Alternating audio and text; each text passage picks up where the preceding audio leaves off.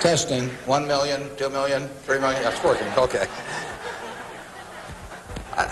I'd like to talk to you about your financial future, and I hope those figures become applicable to all of you as we go along. And I'd like to start by posing a problem for you. And incidentally, I'm just going to talk for a couple minutes, and we'll do Q&A, because what we want to do is talk about what's on your mind. But I'd like you to think about this for just a second. If, as we walked out of here today, I said I would like to buy 10% of your financial future, I was going to write you a check today, and from this day forth, you were going to give me 10% of everything you earned. How much would you want to charge me for that? I'm going to buy 1/10 of you. And I may take the low bid, incidentally, so be careful what you write down. Well, I think if you thought about that a little while, you can contemplate that for a few minutes. You know, you're going to get a check from me today, and you can do anything you want with the money, but from this day forth, you have to give me 10% of what you earn. I think it would be very foolish of you, any of you, if you asked for less than, say, $50,000. Now, it's going to be a few years before you're out earning money, and so I've got a few years of dead money there. But then I would start getting this royalty on you as you went along. So I really think that if you thought about it, most of you would want a fair amount more than that, and I think you'd be right.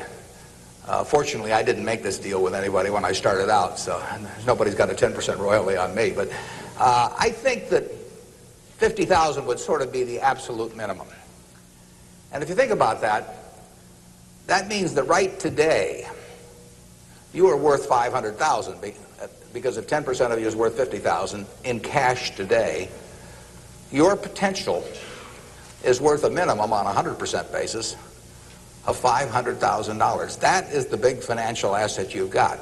It's way more important what you do with that $500,000 asset that you own today than whether you decide to buy stocks or bonds, or whether you put your money in a mutual fund or pick your own stocks or anything of that sort. The biggest financial asset that you have going for you by miles is the value of your own earning power over the years. So that's really what you should focus on. If you're focusing on your financial future, that means you should focus on you. Because whether your 10% is worth $50,000 or $100,000 or $300,000, which would be $500,000 or $1 million or $3 million for all of you, whether it turns out to be one or the other is really dependent in a very large part on what you do in the next few years. All of you in this room have the brains to do extremely well in life. You've all got the energy to do extremely well in life, and then the question is, how do you apply it? If you've got a 200 horsepower motor, do you get 200 horsepower out of it? Do you get your full potential, or do you get 100 horsepower or 50 horsepower? Now, there's two things that can hold you back in getting the full horsepower out of your engine, whatever it may be. All of you have big enough engines. And one of those is a lack of education, but that probably isn't going to happen to very many people in this room. If you did have a lack of education, if you didn't have a chance to get a decent education in life, it wouldn't make any difference what that potential was, because you'd never unlock it. But the second most important thing, and equally as important, is in terms of the habits that you develop, in terms of what you do with yourself. When we hire people, we look for three qualities. We look for integrity, we look for intelligence, and we look for energy. But if they don't have the first one, integrity, the other two will kill you. Because if you're hiring somebody without integrity, you really want them to be dumb and lazy, don't you? I mean, last thing in the world you want for them is to be smart and energetic. So smart and energetic only goes with integrity. But the nice thing about you make your own decision on that. You can't change your IQ or how far you can throw a football or how high you can jump or the color of your hair very easily. But you can elect to have integrity that matches anybody else's. And if you match that with intelligence, which you have, and energy, which you have, you will get an extraordinary result, and you'd be very foolish to sell me 10% of yourself for $50,000. On the other hand, if you don't match it with that, your potential will, in a significant part, go unused. And I'll give you a little simple tests to apply in terms of thinking about the kind of habits you want to develop. Because you can have any habits you want to be. You can be lazy, you can be prompt, you can be late, you can be honest, you can cut corners. I mean, you have all these choices. And those are choices for you to make. Nobody else is going to make them for you. And I would suggest that you play this little game with me, too. Think about the person you would most like to be in life. So maybe it's one of your contemporaries, maybe it's somebody a little older, but pick out the person you admire the most, the person that you'd change places with if you could. And then write down why you admire them. Just put it on a piece of paper.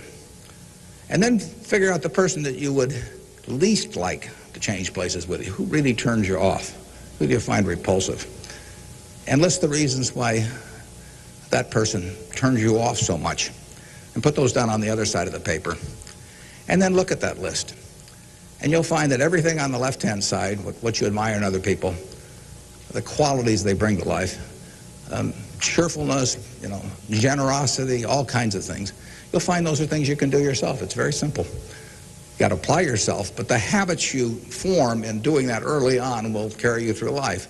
And on the other hand, you'll find that the things that make people repulsive, selfishness, obnoxiousness, all these things, egotism, are things that no one has to have. If you find those in yourself, you can get rid of them as long as you get rid of them early. So all I suggest is that you write down a list of what you admire, what you find contemptible, and decide that the ones on the admired side are ones you're going to acquire for yourself. And if you do that when you're young, it'll carry you through the rest of your life. This doesn't work if you do it when you're 50 or 60. By then the habits are too well formed. But if you do it early, behavior becomes a habit. So if you do that, 2 or 3 years from now, if you go through the same exercise, you'll find out that the person you admire the most is yourself. That can be a little dangerous under some circumstances, but it's not a bad thing. I mean, you want to be somebody you like, and you don't want to be somebody that you dislike. And form those habits early. You basically can't miss. Now, I'll give you one other small piece of advice that's just a corollary on this, and then we'll get to your questions. And that is, as a general matter, as a one piece of specific financial advice, I would say, avoid credit cards. Just forget about them. We're in various businesses that issue credit cards. The American public loves credit cards. But if you start revolving debt on credit cards, you're going to be paying 18 or 20%. And you can't make progress in your financial life going around borrowing money at 18 or 20%. You can make a lot of money by lending it out at 18 or 20% over time. If you can find anybody that's good that will borrow from you. But you don't want to be on the side of the equation that's always behind in life. I was lucky. I'd saved about $10,000 by the time I got out of school. That $10,000 was really worth millions I might have earned later on, because after you get a family and everything, the expenses roll in. But those were my tools to work with, but it was only because I was ahead of the game. If you're behind the game by $10,000 at some point and paying 18 or 20% interest on it, you will never, you'll never get out of it. So the trick, I've got a partner that says, all I want to know is where I'm going to die, so I'll never go there, And that's true in financial matters as well. You want to figure out where you don't want to be ahead of time and avoid that. And I get about a dozen letters a day from people who are having terrible problems. And there are 2 reasons why they have terrible problems. One is a number of them have had health problems of some sort. I mean, they have really been hit by or somebody in their family has been hit by some kind of catastrophic illness. And that is it's a terrible thing to happen to any family. And they run up bills they can't pay, and really only society can solve that one in terms of protecting people against that. That's just plain bad luck. But the other one is from people who run up credit card debt, and they're facing bankruptcy, or they've been through bankruptcy once before, and they owe a whole bunch of money, and they can't even pay the interest, let alone pay any principal. And half of my letters come from people like that, and that problem is avoidable. Catastrophic illness is not, but credit card debt is something you bring on yourself, and it's way better, it's way easier to stay out of trouble than to get out of trouble financially. And I will guarantee you, if you run up big credit card debts, you will be in trouble probably the rest of your life in terms of your financial situation. On the other hand, if you get ahead of the game, even it's on a very modest scale, so that money is coming in from investing, and people owe you money or equities owe you ownership, you'll be way ahead of the game compared to paying it, always paying your creditors every month. So my advice to you is, if you can't pay for it, don't buy it, and get yourself in a position where you can pay for anything, and then we'll be glad to see you at Borsheim's or the Nebraska Furniture Mart. Now let's have some questions. Do we have a mic out there that people can either go to or that travels around? And I can't necessarily see too well from we're going to have one mic on each side, so just raise your hand and wait for us to come to you. Okay, we have somebody up front who would like a mic. Anything that's on your mind, ask about. Don't be bashful. Yeah, how would you advise people who aren't necessarily going into a career field in which you would make a large base salary, such as like medicine or something like that, maybe performing arts or music? How would you advise us to keep up financially with the rest of the world? Well, it is true that a market system does not pay as well in some activities as might seem appropriate for the importance of those activities to society. Just take teaching, for example. I mean, teaching does not pay well. And what could be more important? I mean, you've got to be as interested in who the teachers of your children are as who your accountant is, or whatever, or who's winning the heavyweight title of the world, or that sort of thing. But it doesn't pay well, and it's a fundamental choice whether you're going to go into something. For many people, it'd be a fundamental choice whether you're going to go into something you love or something to try and make a lot of money. I think that generally it pays to go with what you love.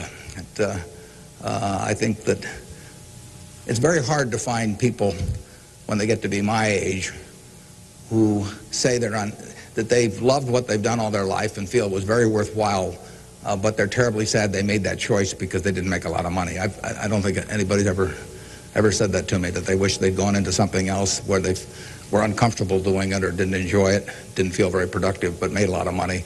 So I don't think you'll find that. So I would go to work. I would go to work in whatever turns you on. It may turn out that it'll be more profitable than you can think, but almost everybody here will make enough money, unless they get some terrible habits along the way, to do reasonably well. And doing reasonably well in this country really is pretty darn good. I mean, it's not necessary to have huge amounts of money in order to enjoy yourself. I enjoyed myself when I had my $10,000, and I live in the same house that I lived in when I was making it, when I had about that. I bought it 41 years ago. I liked the house then. I like the house now. I mean, if you think about it, if you have a reasonable job, you'll be eating at McDonald's and I'll be eating at McDonald's. So we're to push on food. I mean, in fact, I hope it's Dairy Queen, actually, and and if you come to Dairy Queen, you'll see me. And you can order anything on the menu I can order, and we both can afford it. You'll wear the same clothes I wear. I'll pay more for my suits, but as soon as I put them on, they look cheap on me. So we'll look about the same. We'll both live in the same kind of houses. I live in that house from 41 years ago, and it's warm in winter, and it's cool in summer, and it's comfortable. And you'll live in a house that's similar. And what difference does it make if you have 50 more rooms or guest houses or all that? It'll probably just bring you problems. I mean, you have to worry about the greenskeeper or something when you get through. So I have been in the houses of people where the houses are worth probably 200 times what my house is worth, and I would not be any happier in those houses at all. In fact, I'd be less happy. I just have one more thing to worry about, and dozens of people around the place, and people quitting, and people stealing from you, and all kinds of things. To hell with it. We'll drive the same kind of car. In fact, you'll probably drive a better car. I drive a car that's about 8 years old. I don't know what it's worth now, but it gets me around fine. I mean, I'm perfectly happy. We'll watch the same television. We'll work on the same computer pretty much. The only difference will be how we travel long distances. You know, I will fly in a plane that's more comfortable than flying Southwest Airlines or something, which I've got nothing against. But that's the one real big difference. And other than that, I do what I like every day. I hope you'll do what you like every day to do. And I work with nice people. I hope you work with nice people. And there's 24 hours in the day, and those are where the hours go. So great wealth is the tiniest bit different in a real sense than having just a decent income. And to trade a decent income and something you love doing and something where you feel worthwhile doing it for huge wealth where you trade off a lot of your principles would be a terrible mistake.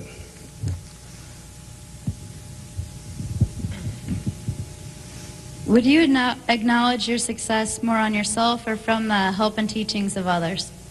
Well, I was very lucky in life. If you tell me who your heroes are, I will make a pretty good prediction about what you're going to do. And I had the right heroes. I was very lucky in life, and my heroes never let me down. And started with my dad, and then I had others in business, and so I have had great teachers. Some formal teachers, some that were just informal teachers by instinct or example. And if I hadn't had those, you know, my life, I'm sure, would have been very different. If I'd been born any place else. When I was born in 1930, and at the time, 1 out of 50 births in the world were in the United States. So I came in against 50 to 1 odds against being born in the United States. I would have been a disaster, you know, if I'd been born in Afghanistan or Peru or someplace. I mean, I was extraordinary. I won the lottery the day I was born, you know, by being born in this country. So have you. I mean, the odds were probably 40 to 1 against you being born in this country, and they were 5 times more likely to have been born in China, or 6 times, and 4 or 5 times more likely to have been born in India or some other place where it would not have been as easy to exploit the full potential of your talent. So we've all won the lottery in that respect, and that's just plain luck. I mean, and I was lucky to be born at this time. I mean, capital allocation is something that pays off extremely well in this society now, but it doesn't pay off in other societies, and it didn't pay off, you know, many years ago. My friend Bill Gates says that if I had been born a few thousand years ago, I'd have been some animal's lunch. You know, I can't run very fast, and I can't climb trees, and you know, I just happen. Those are talents. Nobody asked me to climb trees now, but there was a time when it might have been important. And incidentally, Bill would have been some animal's breakfast. I mean, he can't run so fast either. But in any event, you know, we are lucky. I mean, just imagine being born a couple hundred years ago with exactly the same talents and how far they would have taken you then. You know, the average person today lives so much better than the richest person lived 100 or 150 years ago. So I'm lucky in that respect. I was lucky to be born of terrific parents. I was lucky to be raised in Omaha in a great public school system. I got a start here in the first 8 grades that gave me a foundation that later, when I went off the track a few times, carried me through, because I had a terrific grade school education right here in Omaha at Rose Hill. And one of the reasons I had it, incidentally, is kind of unfortunate, but I had that great education in part because women were being enormously discriminated against. And so a woman at that time could be a teacher, she could be a secretary, she could be a nurse, you know, and that was about it. So you had half the talent pool in the United States limited to just a few jobs. So you had an abundance of talent in those activities like nursing or teaching, because that talent with males was spread across every form of work activity there was, but with women it was concentrated in a few areas, and that benefited me. It's kind of sad because it didn't benefit those teachers, but I was very lucky, and I've really been that way all my life. And what I do is important as, you know, what a good teacher does or a good nurse does or something of the sort. You know, I think that's quite questionable. It pays off enormously well in a market economy like the United States, and but that's an accident. It didn't have anything to do with any innate ability of mine.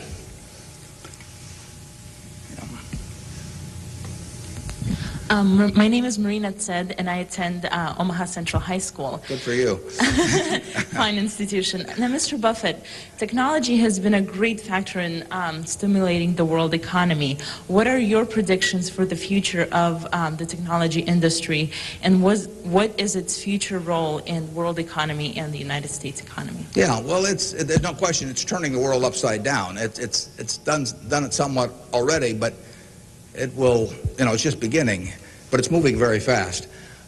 I met Gates on July 15th, 1991. I was out there for a 4th of July celebration with a friend and who subsequently died, Meg Greenfield of the Washington Post, and she took us down to visit the Gates family. And he tried to educate me about high tech. And he'd had better luck with chimpanzees. I mean, I was really a disaster. But he's a good teacher.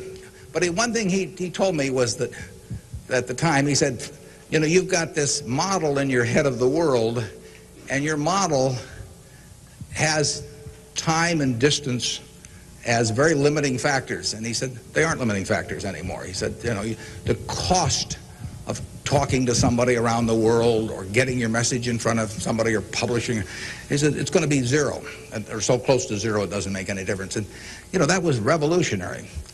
But it's happening already in a very, very big way. And it's just, 8 years later, and it's exploding. So high-tech information technology, whatever you want to call it, is changing the world, and it's going to change it in a very, very big way. And it'll change, that's one of the things I think about in businesses we buy. We announced the purchase yesterday of a furniture retailer in Boston, in the Boston area. And, I think to myself, what effect does this new world have in terms of the internet on furniture retailing? You have to think about questions like that. The changes will be huge. I played bridge yesterday with people all over the country, but I played it with people all over the world. I just sit down on my computer, and I've got some popcorn there, and I'm in khakis and a sweater, and I can have a bridge game in 30 seconds with people all over the world, and no cost to it, basically. That's a lot different than trying to arrange a game with 4 people in Omaha, on a day when one guy wants to play golf and another wants to watch baseball. And it changes things in a huge way. We are very fortunate. It's in the degree to which the United States leads the world in this area. We have a lead. It's hard to think of who's in second place. And 15 or so years ago, this country had an inferiority complex. It'd be hard for you to remember because you weren't old enough to be around then, but in the early 80s, we were wondering whether the Germans and the Japanese were going to own everything, and that they were going to make all the steel, and they were going to make all the cars and everything else, and the television sets, and we were going to flip hamburgers. That was the standard line. And just imagine in a short period like 15 years how that's changed around. In an important way, that's changed because of this information a revolution, where we, like I said, I don't know who you would name as being in second place in the world, but here's the most important industry in the world, and the United States has this incredible position, and we're moving all the time with that position. So I think that argues for it argues for a terrific future for the world over time, and I think it argues even more for a terrific future for this country. What are the best ways for youth to get started now in securing their financial future? For what to secure their financial future? For youth. Youth? Oh, well, it's not very complicated. It goes back to getting full use out of your own talents first. The difference between whether you're going to be earning X or 2X or 3X a year 20 years from now is going to be a function of how well, not how much talent you have, but how well you use the talents you already have. And so that is your best financial future is your own ability and your a capacity to use those abilities to their potential. And that can't be taken away from you. They can't even tax it. Most things, if you own a piece of real estate, if they double the taxes, they double the taxes, and that changes your ownership in the property, because now, in effect, the taxing authorities own more of it because they've got a greater command on the revenue stream. The same thing about almost any asset you have. But they don't tax what's in your head, and they don't tax your ability to start performing when you get to work in the morning and finish in the evening to your potential. One of the things that amazes me is how people who really do perform well just sort of jump out at you once you're running a business. When I got out of school, I thought, you know, everybody would behave that way, but they don't. Most people sort of go through life in a sleepwalk, and if you don't, you will stand out. So the biggest thing for your financial future is yourself. Now, beyond that, it is always being ahead of the game rather than getting behind the game. It's saving a little, no matter how you do it. I mean, I delivered papers, I worked at Penny's, I sold golf balls, I had a pinball machine around. I did a lot of things that enabled me to accumulate about $10,000 by the time I got out of school. 10,000 doesn't go as far now as it did then, but having anything so that you're ahead of the game and not getting behind the game is enormously important. I mean, just, you know, if you're going to run a 100-yard dash against a bunch of people in life, if you can figure it out so that when the gun goes off, you're 10 or 15 yards ahead instead of 10 or 15 yards behind, it's going to make an enormous difference in how that race comes out. So having some net resources doesn't make much difference whether they're in stocks or bonds, in my view, but and not having debt when that gun goes off when you get out of school is a huge plus over being behind the game. And you know, it may come from delivering a paper out in the morning, it may come from part-time work someplace, but put aside a few dollars for yourself so that when the time comes and you enter the workforce, you're ahead of the game and not behind. And then once you get there, don't get behind by buying a whole lot of things that you figure you're going to pay for someday while you're paying 20% interest in between. Students, if you could please say your name and school when you ask a question. Yeah, it's hard for me to see even where the microphone is, but I can.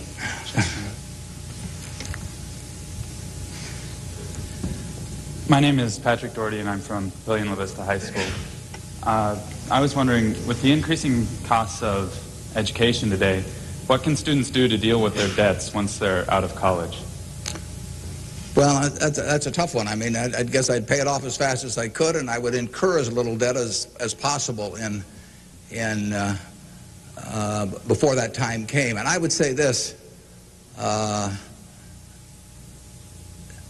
in my experience in business, there is very little difference, if any, between a very high-priced business education and what's available for a lot less money. So I went to the University of Nebraska at Lincoln my last year in college. I went to Wharton for a couple of years before that.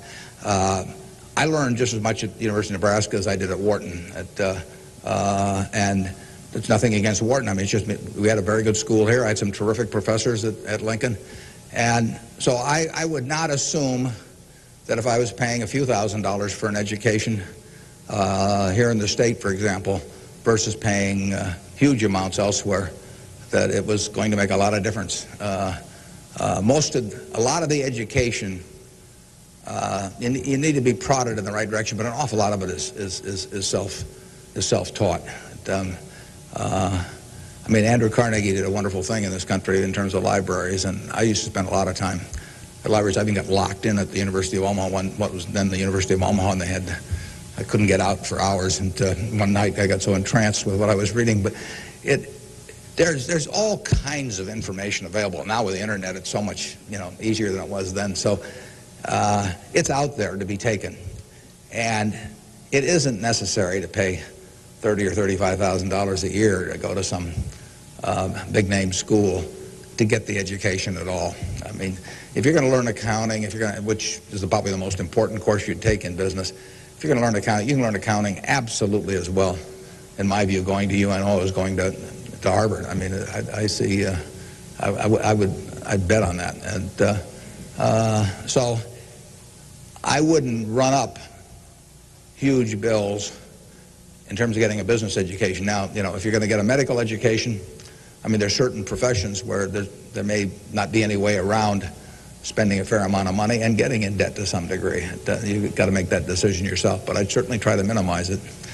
And And I would have it figured out how I would handle that debt in, say, a 5-year period after I got out of school, or I would think twice about incurring it. There's a question up here, if we can bring a microphone. My name is Kyle Clark. I'm here representing the Omaha Youth Advisory Council. What advice would you have for a forming nonprofit organization? For forming a nonprofit organization? Well, I've always tried to avoid forming nonprofit organizations. But well, that would depend entirely on what I wanted to accomplish. I mean, it'd be one thing if it was a hospital. It could be another thing. There's so many types of it. So you've got to get people that are experienced and involved in an entity like that. And but it depends so much on the objective you're working at. Yeah, no, I promised this young lady here microphone for a long time. Hi, my name is Kara Harbert, and I attend Millard West High School.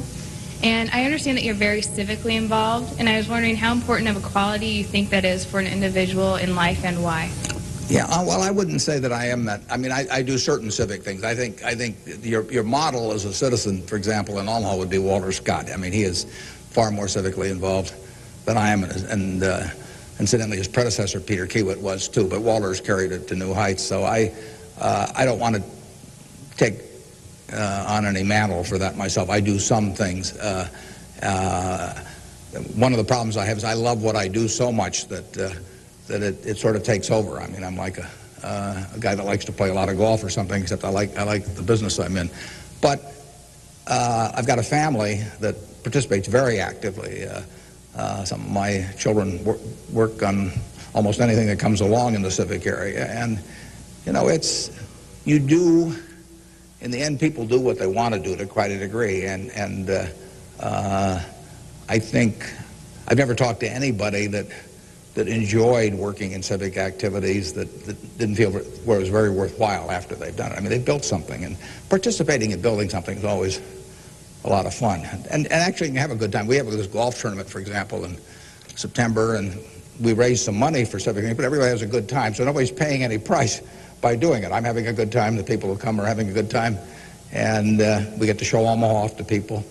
But you should be enjoying things you go along, and you will if you work in civic activities that interest you. And you can do the same thing in politics. I mean, if you find political ideas or politicians who particularly you identify with, you can get a lot of self-satisfaction out of working, and you're doing something worthwhile. So just follow your instincts on that. That'd be my recommendation.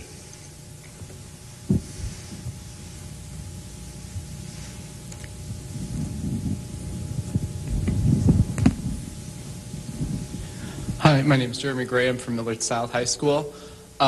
We're probably the elite youth of today, and I have a question. What do you see as the biggest economic problem facing the youth of today going into the future?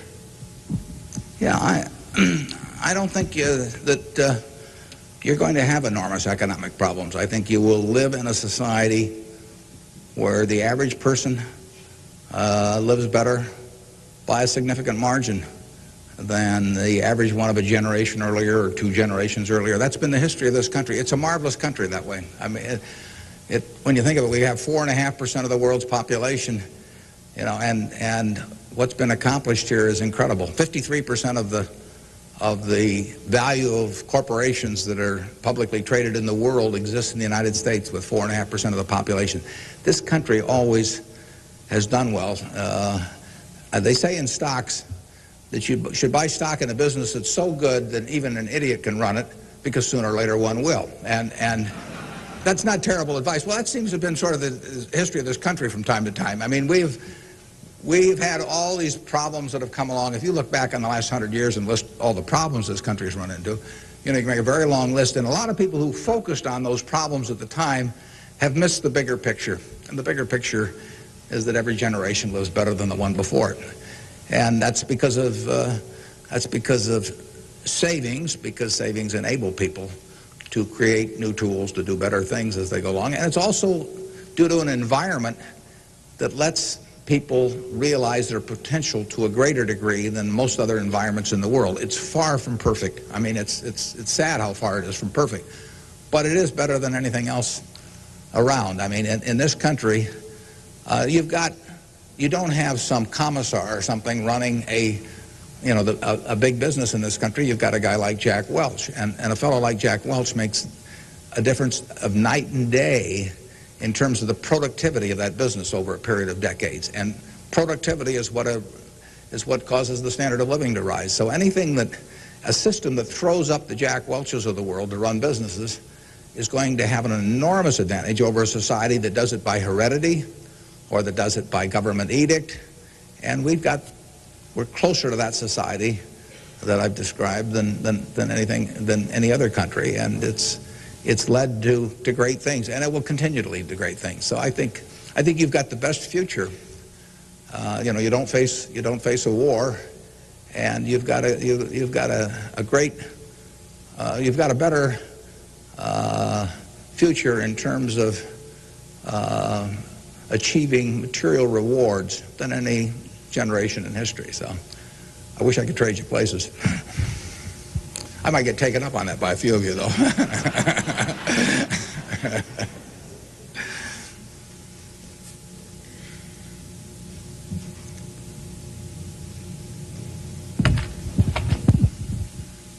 Hi, I'm Ryan Wilkins from Millard West High School, and I was wondering if you could speak for Mr. Gates were afraid of the impact on Y2K on the economy, or specifically the stock market. Yeah, well, I'm glad you gave me a chance to bring in other people, because I'm the last guy in the world to understand about Y2K.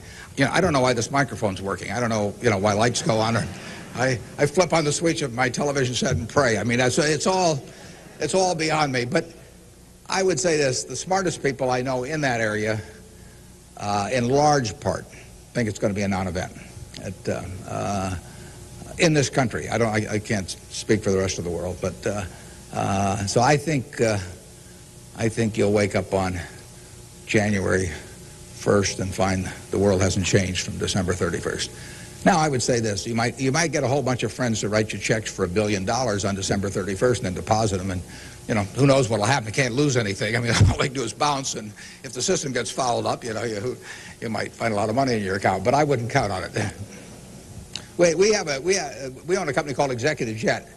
We have about 1,400 or 1,500 customers who own pieces of airplanes with us, and so we've got 160 of their planes and some of our own flying around. It'll be very interesting to me to see what the advance people let us know ahead of time when they want to use it. It'll be very interesting to see how many sign up for January 1st at 12:01. But it wouldn't bother me to fly them in the least on January 1st or do anything else on January 1st.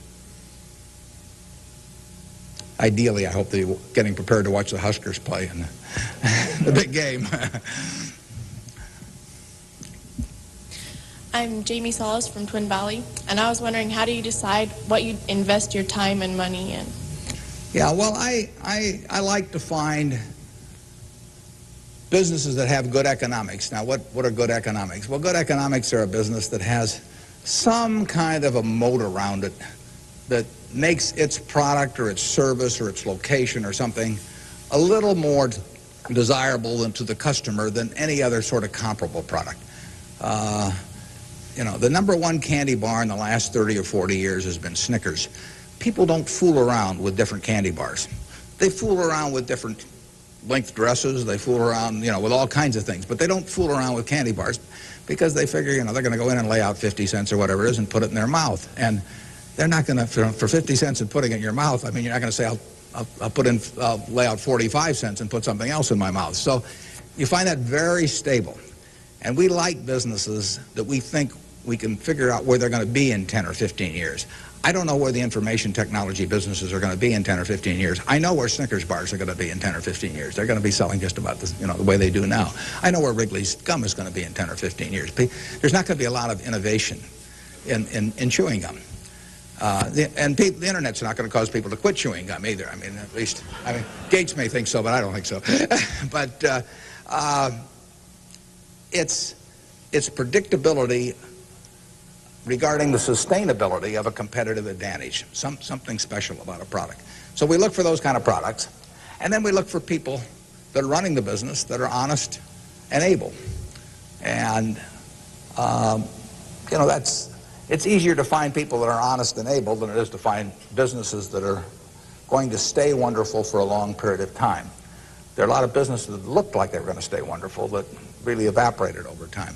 But that's what we're looking for. And the nice thing about it is we don't have to find very many. If we find one a year, that's terrific. You know, because you don't need 100 or 1,000 great investment ideas to do well. You need a couple. And the discipline is the most important thing. We don't need brain power. We need discipline. You don't need 150 IQ to do what I do.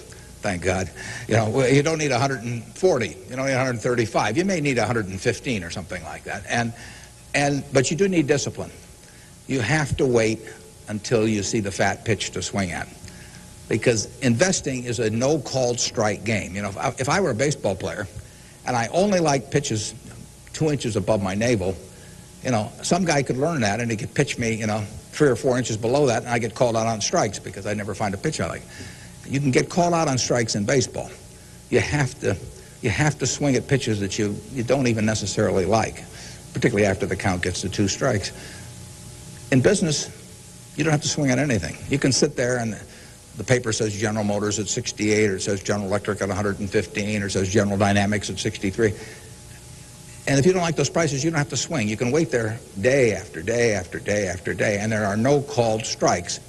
Now, when you swing, when you decide to buy something, then, you know, if you swing and miss, it's a strike. But it's a marvelous game to be in because there are no called strikes, and you can simply wait for that one time in a month or 6 months or a year or 2 or 3 years when you really know what you're doing, where you like the price, where you like the people running the business, and then you swing, and you only need a few swings in your lifetime.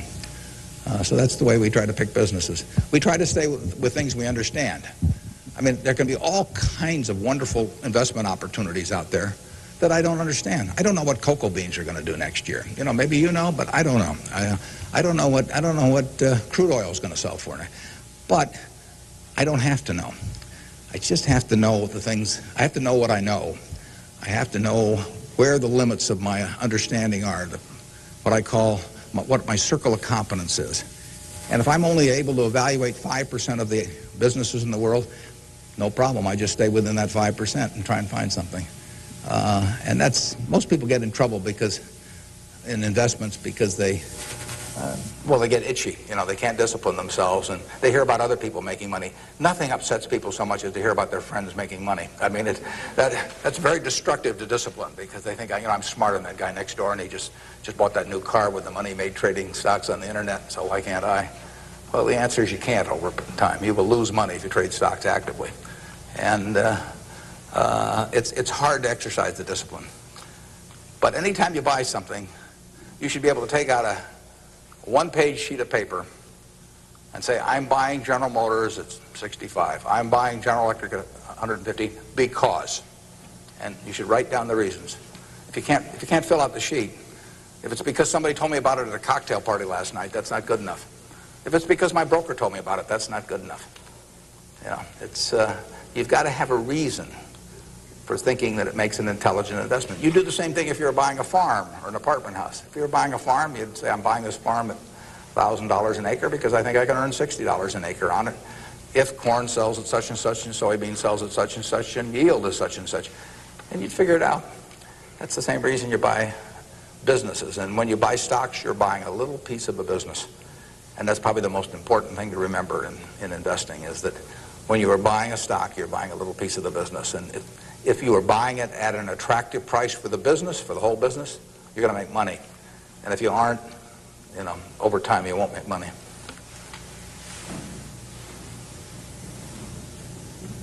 Hi, my name is Cliff McAvoy from Elkhorn, Mount Michael. Reverend Jesse Jackson talked to us earlier. He seemed to believe that the moral standards of today's society will eventually affect us in business. How do you feel this will affect us as youth growing up in the United States? He said the moral standards will affect us how? Like the moral decay in society today. will affect us in business by how we feel and how we interact with other people? Well, I think very difficult to quantify moral standards over time. I mean, you know, you can pick out huge weaknesses at any given time in terms of how people or the country is behaving, and huge strengths. So I think it's enormously difficult to quantify. I think, by and large, we have made progress in what I would call institutionalized moral standards in this country. I mean, you know, in terms of slavery, in terms of I mean, the women couldn't vote, you know, a century ago. Half the country were second-class citizens in that respect, and they had much lesser rights in terms of inheritance and all kinds of things. The income tax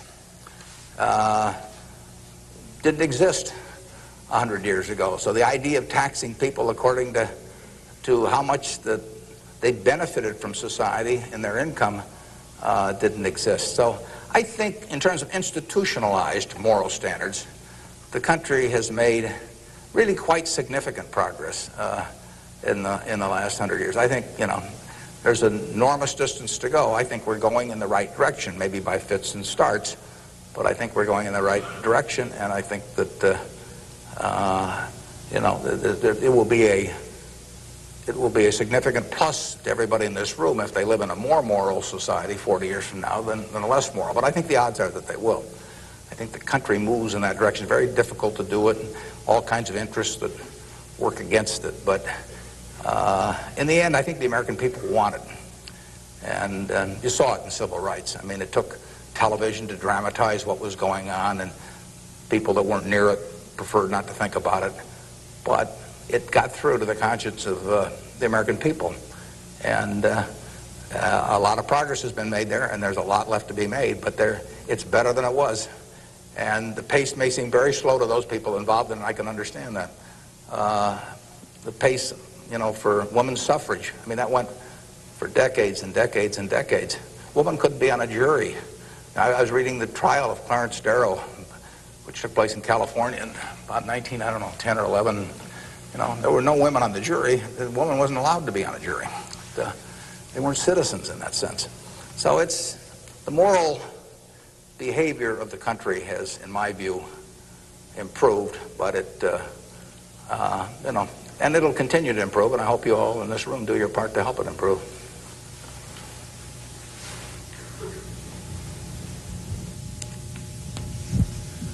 Hi, I'm Nick Jors from Central High, and I was wondering how, since the stock market's so high right now, if it'd be smart for us to get involved now or to wait till it goes down a little, or what? Yeah, I can't tell you whether or not to buy stocks now generally. I think it's important that you save money, you know, and whether you put it in the stock market or not, I don't think is terribly important. I think if you're interested in stocks, you should buy it, you know, and you've got a little capital, you should buy a few. I mean, I don't think there's any way of learning about them better than experiencing it. Doing it on paper isn't the same. I can guarantee you, if you lose money on paper or lose real money, it's a different experience. And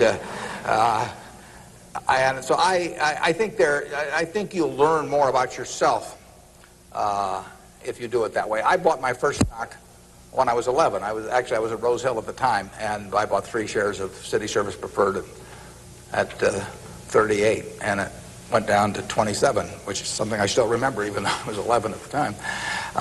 And then it went up to 40, and I sold it. I made $5 on my 3 shares after commissions, and then it went to 200 and something. So, you know, I probably remember that a little better than if I'd been doing it on paper. And I fooled around doing a lot of things between about age 11 and 19 in the stock market. I did charts, I did all kinds of technical analysis, I read every book I could get on the subject, and I didn't do that well. I didn't do terrible, but I was really just floundering around.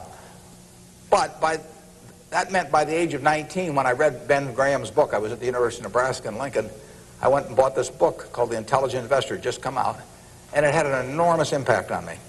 Now, if I hadn't done, in the previous 8 years, if I hadn't been all over the lot, I'm not so sure that book would have had the same impact on me. I mean, by that time, I was prepared to read Ben Graham's book, which changed my life financially in an incredible way. I mean, I wouldn't be up here today if I hadn't read that book.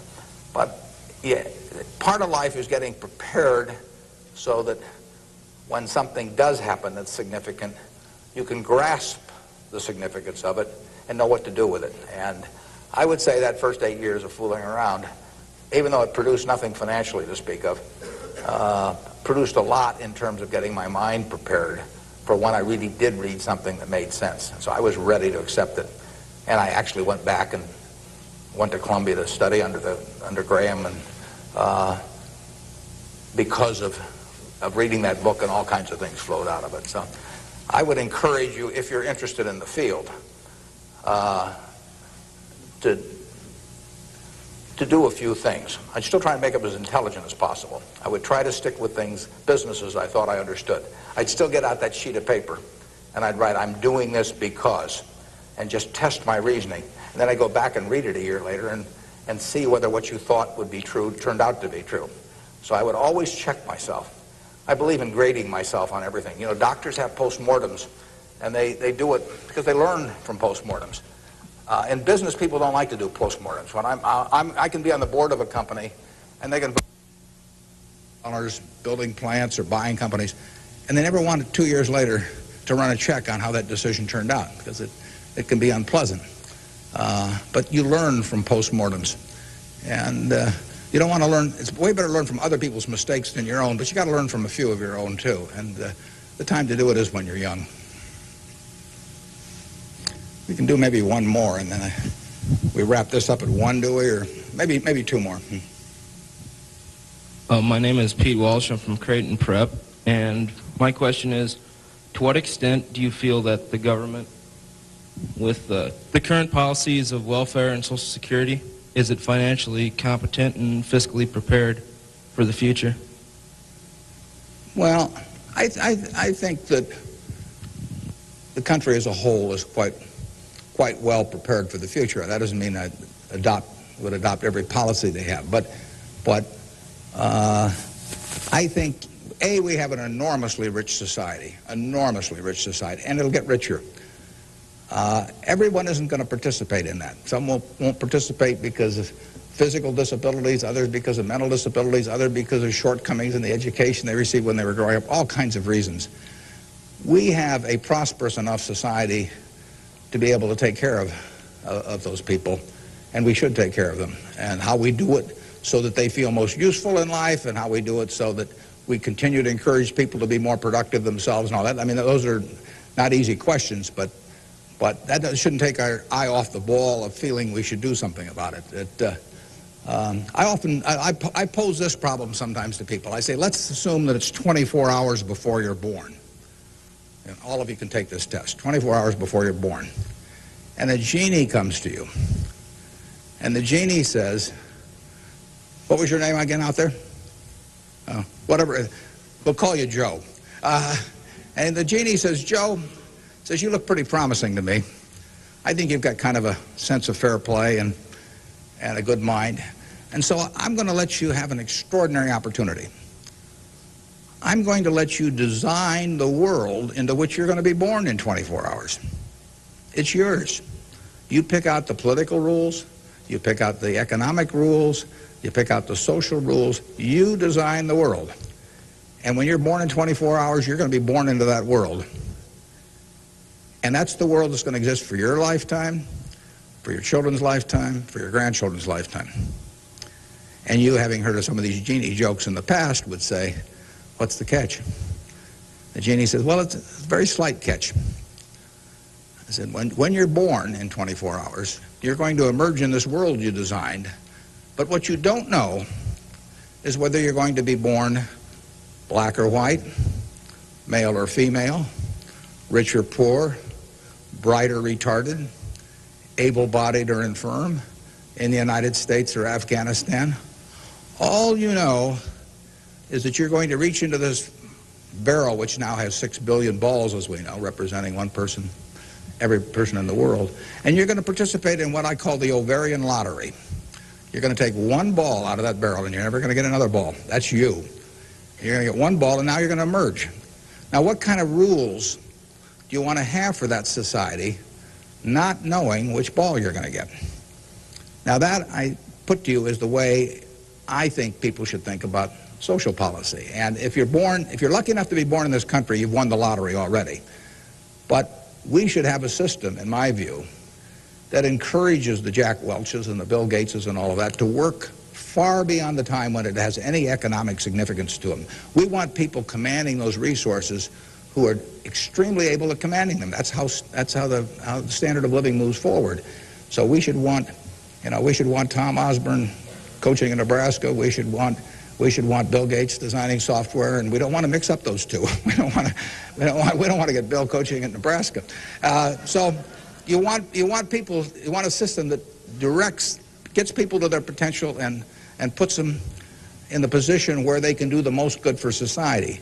But you also want a system for the people who get the wrong ball. I mean, somebody's going to get the ball, that says 80 IQ. Somebody's going to get the ball that says this disease or that disease early in life that cripples them.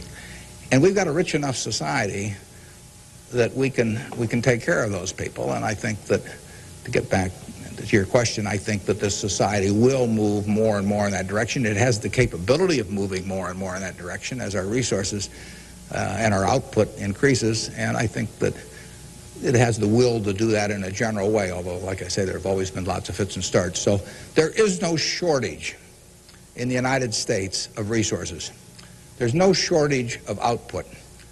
You have to have a system that encourages people to behave to the limit of their abilities and puts them in the right place. But then you have to make sure that everybody gets taken care of, too. Now, we can do one more, and then we'll break. I'll let the fellow with the microphone, or woman here, make the decision. Hi, my name is Ben Gold. I go to Brown Talbot. And I wanted to know, how do you think the media affects the world economically today? Well, it's a small question. Well, what it obviously does, simply because it's moved so far technologically, is it's brought it together in a big way. I mean, I was over in China a few years ago, and I was right after the time of the women's conference in Beijing, and I was reading the Chinese coverage of that conference, and of course it had nothing to do with what was taking place, but the internet was coming in, and you can access the Washington Post or the New York Times or anything. I get the Washington Post at 9:30 here at night, in effect. I never could get it the next day through physical delivery, but by electronic delivery I can read it probably earlier than most of the people in Washington are reading it. So the ability to communicate and the degree to which the world can have awareness of what's going on every place in the world is just, it's been a quantum leap. And, that will have, there are a lot of things that come out of that. And net, they're a plus over time. But the ability of information to be available to everyone worldwide almost instantaneously, it can be huge advances in things like medicine, for example, just to pick one. So it's a net plus. It has a big effect, and the definition of media has now been expanded enormously. I mean, there were 3 television networks in the early 1960s, and that was it. There were 3 highways information traveled electronically, and if the 3 pieces of information were I Love Lucy, and something else and something else, those were the 3 choices of information or entertainment that you had for tens and tens of millions of people sitting there looking at a tube. Now it's unlimited, and that's only, 3 or so decades. So it's just exploded, and it'll continue to explode. And net, I think it's a plus. And I think it's 1 o'clock. I want to thank you all. I wish you well. You're going to do terrific. Thanks.